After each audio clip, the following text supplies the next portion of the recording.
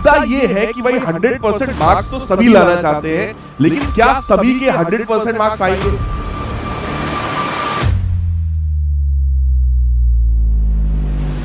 और अगर आएंगे तो उसका तरीका क्या है? ऑल इंडिया फर्स्ट रैंक ला सके सर आईसीएसई एग्जाम में, वो कंटेंट डिलीवर किया जाएगा जो अभी तक भारत की हिस्ट्री में नहीं हुआ है। ये समझने की कोशिश करो कि तुम्हारे मार्क्स टीचर ने क्यों काटे। 10 में से हो सकता है 8 क्वेश्चन तुमसे ना सॉल्व हो स्टार्टिंग में, लेकिन करना रोज 10 क्वेश्चंस है।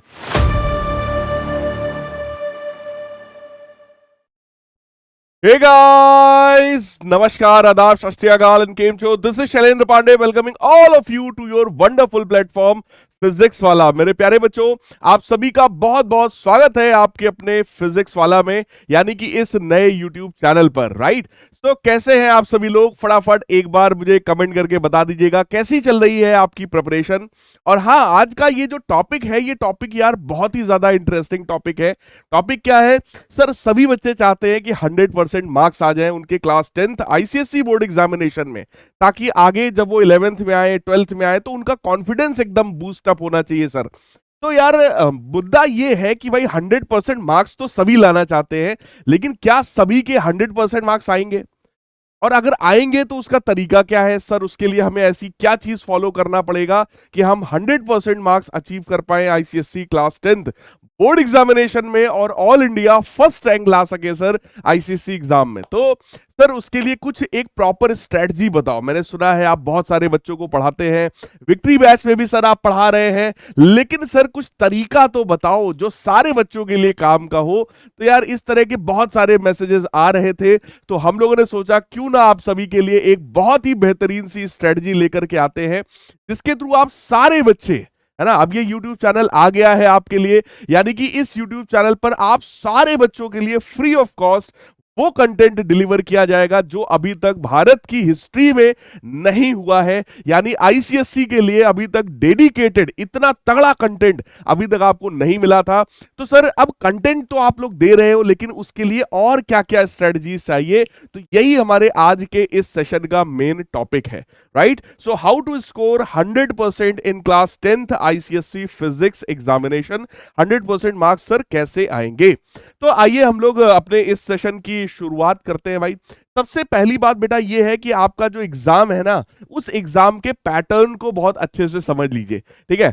सबसे पहली चीज होती है किसी भी एग्जाम का पैटर्न समझ लो कि यार आखिर कितने क्वेश्चंस आने वाले हैं, कितने सेक्शन में आते हैं, ऑप्शनल वाले क्वेश्चंस कहां पर होते हैं, क्योंकि कई बार बच्चे इसी चीज में डाउट में रह जाते हैं, उनको यही नहीं क्लियर होता है लास्ट तक। तो आज ये सबसे पहले आपके इस डाउट को मैं क्लियर करता हूं। बेटा मैक्सिमम मार्क्स जो है वो 80 है और ये अचीवेबल मार्क्स है, यानी हर एक सब्जेक्ट 80 नंबर का आपका होने वाला है, ठीक है। टाइम अलाउड की मैं बात करूं तो 2 घंटे का टाइम होगा, तो फिजिक्स का पेपर 80 नंबर का होगा भाई साहब, और 2 घंटे का आपके पास टाइम होगा उस पेपर को सॉल्व करने के लिए, राइट। अब बात आई सर 20 नंबर कहां गए? बेटा वो जो 20 मार्क्स है वो इंटरनल असेसमेंट है, यानी एक्सपेरिमेंट्स जो आप परफॉर्म करते हैं, प्रैक्टिकल जो आप करते हैं, ये उस पर बेस्ड मार्क्स होते हैं। अभी बताएंगे उसको भी किस तरीके से आप अचीव करोगे, राइट। सबसे पहली बात क्या है, देखो कुछ इंपॉर्टेंट पॉइंट्स होते हैं पेपर में, तो मैंने आप सभी के लिए वो पॉइंट यहां पर लिख दिया है। पहला पॉइंट है answer to this paper must be written on the paper provided separately, यानी कि जो भी आप सोल्यूशन करोगे वो अपनी आंसर कॉपी पर ही करोगे, पेपर पर आप सोल्यूशन नहीं करोगे। तो ये बड़ा नॉर्मल सा पॉइंट है। दूसरा है you will not be allowed to write during first 15 minute, यानी कि स्टार्टिंग के जो 15 मिनट है जिसमें आपको दिया जाता है ना, पेपर आपको दे दिया गया, कॉपी आपके पास है, लेकिन इस 15 मिनट में आप पेपर को पढ़ेंगे।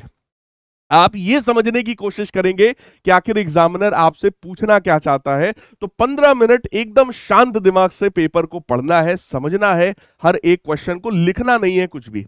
This time is to be spent in reading the question paper, यानी क्वेश्चन पेपर पढ़ेंगे, समझेंगे और उसका एक प्रॉपर फॉर्मेट तैयार करेंगे अपने दिमाग में कि आखिर आप कैसे कैसे करने वाले हो, राइट। इसके बाद देखो the time given at the head of this paper is the time allowed for writing the answers, यानी कि आंसर लिखने के लिए जो टोटल टाइम आपके पास है वो 2 घंटे यानी 2 आवर्स का ही टाइम है। इससे ज्यादा टाइम 1 मिनट भी आपको मिलने वाला नहीं है।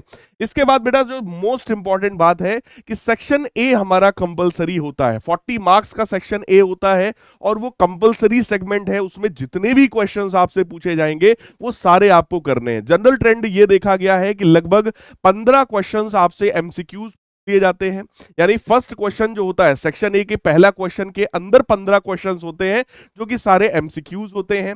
उसके बाद बेटा जो आपके 25 नंबर बचे हैं वो 25 नंबर में कुछ 2 नंबर के क्वेश्चंस होते हैं, कुछ 1 2 3 नंबर के भी क्वेश्चंस होते हैं। इस तरीके का सेक्शन ए होता है, all questions are compulsory, right. फिर सेक्शन बी में क्या करना है, attempt any 4 questions from the section B. Section B में कुछ क्वेश्चंस आपको दिए जाएंगे, उसमें से कोई 4 क्वेश्चंस आपको अटेम्प्ट करना है, यानी हर एक क्वेश्चन 10-10 नंबर का होगा। वो 4 क्वेश्चंस आपको करने, हाँ उसमें पार्ट्स जरूर आपको मिल जाएंगे ताकि आप मार्क्स अपने अचीव बहुत इजीली कर पाओ, राइट। फिर आगे लिखा हुआ है बेटा the intended marks for the question और parts of the questions are given in the bracket, यानी कि आपको क्वेश्चन पेपर अगर मैं दिखाऊं, अगर मैं आपको क्वेश्चन पेपर दिखाऊं, ये हमारा पेपर होने वाला है। और इस पेपर में अगर आप ध्यान से देखो तो सबसे स्टार्टिंग में आप लोगों को यहां पर देखो दे दिया गया है, यहां पर आपको ये सारे पॉइंट्स बता दिए गए हैं, जो पॉइंट्स मैंने आपको समझा दिया ना, ये सारे पॉइंट्स देखो ये यहां पर लिखे हुए हैं। हर एक क्वेश्चन के जो मार्क्स हैं वो मार्क्स आपको यहीं पे दिखने वाले हैं। सेक्शन ए आप देखो ये 40 मार्क्स का होता है, जिसमें साफ साफ लिखा है attempt all question from this section, सारे क्वेश्चंस आपको करने हैं। अब देखो क्वेश्चन नंबर 1 जो है, क्वेश्चन नंबर 1 के अंदर आपको 15 एमसीक्यूज मिल रहे हैं, 15 एमसीक्यूज आपको इसके अंदर में मिल रहे हैं, राइट। जल्दी से मैं आपको दिखा देता हूं कहां है वो, ये देखिए आप, ये देखो पहला है, दूसरा, तीसरा, इस तरीके से बेटा आप देखोगे तो आपको ऑल टोटल 15, ये देखिए 15 दिख रहा है, 15 एमसीक्यूज आपको मिल गए। इसके बाद क्वेश्चन 2 में देखो, क्वेश्चन 2 के अंदर जो पहला क्वेश्चन है उसमें देखो ये 3 मार्क्स का है, राइट। और कुछ देखो यहाँ पे 2-2 मार्क्स के भी आपको देखो 2-2 नंबर के क्वेश्चन दिख रहे हैं ये सारे, ठीक है। कुछ इस तरीके का पैटर्न आपको देखने का मिलेगा, ये सब 2-2 नंबर के इधर क्वेश्चंस थे। इसके बाद इधर देखो क्वेश्चंस यहाँ पे ये देखिए 4 नंबर के दिख रहे हैं हमको, है ना। सेक्शन बी आपका यहाँ पर कहाँ है, ये, राइट। यहां से बेटा आपका सेक्शन बी स्टार्ट है, सेक्शन बी की स्टार्टिंग देख लो यहां से हो रही है। और इसके नीचे आप जब जाओगे तो सेक्शन बी में ये जो क्वेश्चंस हैं ऑल क्वेश्चंस आर कंपलसरी। ये देखो जो पहला क्वेश्चन है सेक्शन बी में, फोर्थ क्वेश्चन, वो देखो 3 नंबर का है, यहाँ 3 नंबर का है, राइट। और 3-3 6 नंबर हो गया। के बाद ये देखो 4 नंबर, यानी 6-6, 3-3 6 और 4 10, 10 नंबर का आपका फोर्थ क्वेश्चन है। सिमिलरली ये जो फिफ्थ क्वेश्चन है इसको भी आप देख सकते हो, ये देखो 3 नंबर का है, 3 पार्ट है, 1-1 नंबर के 3 क्वेश्चन है। फिर आपका क्वेश्चन 2 है, देखो ये भी 3 नंबर का है, तो 1.5 के ये 2 हो गए, राइट है। इस तरीके से ये देखो ये 4 नंबर का, यानी कि हर एक सेक्शन बी का हर एक क्वेश्चन आपका 10 मार्क्स का है, उनमें से आपको कोई 4 क्वेश्चंस करने हैं, यानी 40 नंबर आप वहां से लेने वाले हो। यस। तो हम लोग अब वापस लौट कर आ जाते हैं अपनी स्ट्रेटजी पर। तो ये था आपका एग्जामिनेशन का पैटर्न, यानी कि बेटा सबसे पहले अपने एग्जाम पेपर, लास्ट ईयर के पेपर को थोड़ा देखो, एनालाइज करो। मैंने भी आपको दिखा दिया है, आप इस पेपर को डाउनलोड कर सकते हैं, गूगल पे आप डालिए कि class 10th ICSC physics sample paper, right, या लास्ट ईयर पेपर। तो इस तरीके से आपको ये पेपर सिंपली मिल जाएगा, आप इसको डाउनलोड कर सकते हो आईसीएससी की वेबसाइट से, ठीक है। तो सबसे पहली बात एग्जामिनेशन पैटर्न हमें पता होना चाहिए किसी भी सब्जेक्ट का। दूसरी बात ये होती है कि सर उसमें सिलेबस में क्या है। देखो सिलेबस में सबसे पहला चैप्टर आपका है force, work, power and energy. थोड़ा बड़ा चैप्टर है बट स्कोरिंग है, बहुत ही आसान चैप्टर है, इसके कंसेप्ट्स बहुत प्यारे हैं, ठीक है। क्वेश्चंस पर न्यूमेरिकल्स इससे अच्छे खासे पूछे जा सकते हैं। फिर लाइट है, साउंड है, इलेक्ट्रिसिटी एंड मैग्नेटिज्म है, अगेन बहुत बढ़िया चैप्टर है, हीट है, और मॉडर्न फिजिक्स है। ये ऐसे चैप्टर्स हैं जो क्लास 11th में, क्लास 12th में खूब यूज होने वाले हैं, यानी कि इन चैप्टर्स में बहुत अच्छी क्लैरिटी बेटा आपके दिमाग में होनी चाहिए, इन चैप्टर्स में बहुत बढ़िया तगड़ा कॉन्फिडेंस आपके अंदर होना चाहिए, राइट। अब बात आई सर इंटरनल असेसमेंट जो 20 मार्क्स से आपके, वो 20 मार्क्स आपको कैसे मिलेंगे। वो जो 20 मार्क्स है उनको भी 10-10 मार्क्स में डिवाइड कर दिया गया है। सबसे पहला जो है वो है सब्जेक्ट टीचर, यानी कि आपका जो टीचर है स्कूल का, इंटरनल एग्जामिनर बनके वो आपको वो 10 मार्क्स में से देंगे। और उसके बाद एक एक्सटर्नल एग्जामिनर आते हैं, वो भी आपको 10 मार्क्स मार्क्स देंगे, राइट। यानी कि 20 मार्क्स, 10 मार्क्स आपके स्कूल टीचर के हाथ में है और 10 मार्क्स जो है जो एक्सटर्नल आते हैं उनके हाथ में है। तो बिल्कुल अपने स्कूल में अपने बिहेवियर को अच्छा रखिए ताकि ये 10 मार्क्स भी आपको मिल जाए, और सब कुछ अच्छा करोगे तो जो एक्सटर्नल आते हैं वो भी आपको अच्छे ही मार्क्स देते हैं। तो मेरे प्यारे बच्चों, इस पूरे सिलेबस पर हमें कमांड करना है अगर 100% हमें मार्क्स चाहिए तो। इसके लिए कुछ स्ट्रेटजी, कुछ इंपॉर्टेंट पॉइंट्स हैं हमारे पास। सबसे पहला पॉइंट है पेशेंस एंड पॉजिटिव थिंकिंग, यानी कि जब भी आप पढ़ाई करते हैं आपके अंदर एक पेशेंस होना चाहिए, खुद के लिए एक कॉन्फिडेंस होना चाहिए, एक पॉजिटिव थिंकिंग होनी चाहिए कि हाँ भाई मैं कर सकता हूं, मैं मेहनत करूंगा तो जरूर मेरे से हो जाएगा। फिर है बेटा नोट्स मेकिंग, जो भी क्लास आप हम लोग की अटेंड करते हैं या कहीं से भी आप पढ़ाई करते हैं, प्रॉपर नोट्स उसके बनाइए और इसी नोट्स के थ्रू ही हम लोग डेली रिवीजन करेंगे। यानी कि जो क्लास मैंने आज किया है उसको मैं कल जरूर एक बार रिवाइज कर लूंगा, यानी नेक्स्ट क्लास से पहले ये वाली क्लास मेरी रिवाइज हो जानी चाहिए। तो डेली रेगुलर रिवीजन करना है। उसके बाद डेली न्यूमेरिकल प्रैक्टिस। फिजिक्स में बच्चों का सबसे बड़ा प्रॉब्लम होता है सर न्यूमेरिकल कैसे होगा, तो न्यूमेरिकल करने का एक ही तरीका है कि आपको जूझना पड़ेगा। रोज आपको 10 न्यूमेरिकल्स, मिनिमम 10 न्यूमेरिकल्स पर डे बेटा आपको सॉल्व करना ही करना है, नियम बना लीजिए। उसके बाद जितने भी टेस्ट हम लोग लेते हैं वो सारे टेस्ट आपको देने हैं, चाहे स्कूल के टेस्ट हैं या हम लोग के पीडब्ल्यू वाले टेस्ट हैं। टेस्ट जरूर दीजिए, टेस्ट से आपको ये पता चलता है कि आप कहां पर वीक है। उसके बाद आप करेंगे टेस्ट का एनालिसिस। देखो जितना इंपॉर्टेंट है टेस्ट देना, उससे भी ज्यादा इंपॉर्टेंट मैं देता हूं कि भाई टेस्ट का एनालिसिस करो, यानी फील करो कहां गलत हुआ, मार्क्स कहां पर कटा है। टीचर से बहस करने की बजाय ये समझने की कोशिश करो कि तुम्हारे मार्क्स टीचर ने क्यों काटे हैं, राइट। उस क्यों का जवाब ढूंढो। मार्क्स बढ़वाने की जरूरत नहीं है, अगली बार टॉप करके सर दिखा देंगे, बस ये बता दीजिए कि इस बार मार्क्स क्यों कटा है, कहां कटा है सर, बस पढ़ाओ मत सर, बस ये समझाओ कहां कटा है। बात समझ में आई।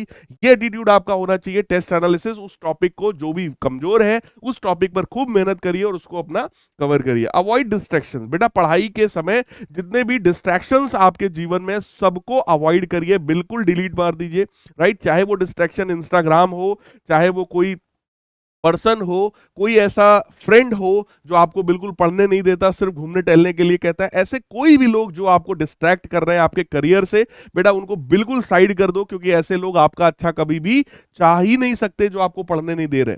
फिर बात आई कंप्लीट बैकलॉग्स, यानी कि अगर कभी आपका कोई लेक्चर छूट जाता है तो ये आपकी मोरल ड्यूटी है कि आज छूटा है तो आज ही कंप्लीट करके सोऊंगा, भले 2 घंटे ज्यादा मुझे जगना पड़ेगा, राइट। तो ये एटीट्यूड रखो बेटा, ताकि कभी भी बैकलॉग तुम्हारा क्रिएट नहीं होना चाहिए। एक भी बैकलॉग लेक्चर आपका नहीं बनना चाहिए। बैकलॉग मतलब होता है कि भाई आपने बैच तो परचेस कर लिया, विक्ट्री बैच में भैया हम पढ़ रहे हैं सर, लेकिन सर मेरा वो पिछले 4 लेक्चर मेरे छूट गए, हम तो मामा के यहाँ चले गए थे। अगर मामा के यहाँ गए हो तो भैया वो 4 दिन का भुगतान तो करना पड़ेगा आपको। फिर अगले 4 दिन एक्स्ट्रा 4-4 घंटे, 2-2 घंटे आपको मेहनत करना ही पड़ेगा, तभी वो लेक्चर कंप्लीट होगा। इसका कोई शॉर्टकट नहीं है। बहुत सारे बच्चे मैसेज करते हैं सर मेरे 10 लेक्चर छूट गए, क्या करें। तो भैया इन लेक्चर्स को कोई मैं नींबू की तरह निचोड़ के थोड़ी दे सकता हूं, ये लो इसको पी लो हो जाएगा। कोई और ऑप्शन नहीं है बेटा। अगर आपने लापरवाही किया है तो आपको हार्ड वर्क करना ही पड़ेगा, राइट। तो कोई भी बैकलॉग आप क्रिएट होने ना दें। अब इसके बाद सबसे बड़ा मुद्दा मैंने आपसे कहा ही फिजिक्स में हमेशा रहता है, सर न्यूमेरिकल्स कैसे मुझसे सॉल्व होंगे। सर मेरे को समझ में आ जाता है बट सर मुझसे न्यूमेरिकल्स सॉल्व नहीं होते हैं। तो बेटा न्यूमेरिकल्स को सॉल्व करने के लिए सबसे ज्यादा इंपॉर्टेंट होता है कॉन्सेप्ट क्लैरिटी, यानी कि आपके जो कॉन्सेप्ट्स हैं वो कितने क्लियर है। अगर कॉन्सेप्ट आपका क्रिस्टल क्लियर है, एकदम 100% क्लियर है, तभी आपसे सारे न्यूमेरिकल्स बनेंगे, वरना न्यूमेरिकल्स बेटा नहीं बनेंगे। ठीक है, तो कॉन्सेप्ट क्लैरिटी आपके दिमाग में होनी चाहिए। उसका तरीका क्या है कि आप जब भी पढ़ाई करिए फुल कंसंट्रेशन से पढ़ाई करिए, राइट।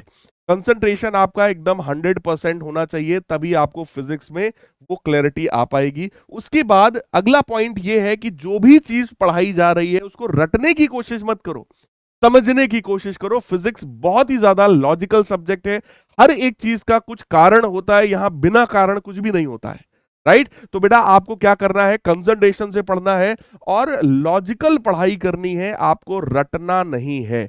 कोई भी चीज जब तक समझ में नहीं आ रहा है तब तक आप उसको बार बार समझने की कोशिश करिए, रटो मत।